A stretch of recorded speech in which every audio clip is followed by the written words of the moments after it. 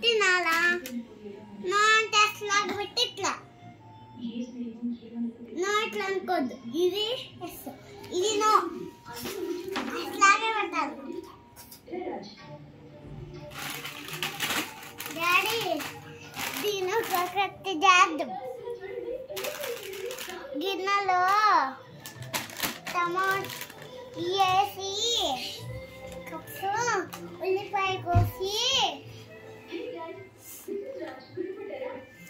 బీరకాయ చిక్కుడుకాయ వేసి మనము పొయ్యిలో పెట్టేసి మళ్ళీ ఏమో సాస్ వేసుకొని